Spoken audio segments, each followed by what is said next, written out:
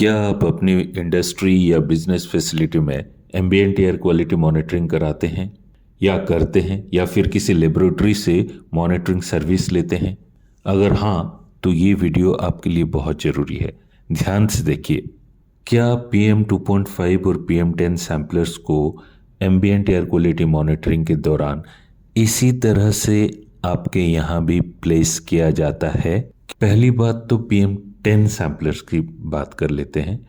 IS 5182 part 14 इसके अनुसार PM10 sampler को जमीन से 4 से 12 मीटर ऊंचाई तक लगाया जाना चाहिए। साथ ही साथ सैम्पलर के आसपास 120 डिग्री का कोन जो होता है, एक 120 डिग्री एंगल का एक कोन ओपन होना चाहिए, जिससे एकदम विदाउट डिस्टरबेंस, कोई भी बिना डिस्टरबेंस की एयर का आराम से फ्लो हो सके और सैम्पलिंग आपकी PM10 सैम्पलर में हो सके प्रॉपरली।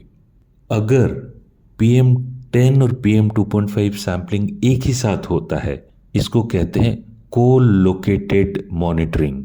को-लोकेटेड मॉनिटरिंग उसके समय आपको CPCB गाइडलाइन फॉलो करनी चाहिए, और CPCB की गाइडलाइन जब आप फॉलो करेंगे तो दोनों सैम्पलर को कम से कम, दोनों सैम्पलर के बीच में, यानी कि PM10 और PM 2.5 सैम्पलर के बीच में कम से कम 2 मीटर यानी कि लगभग 6 फुट का डिस्टेंस, 6 फुट का गैप होना जरूरी है।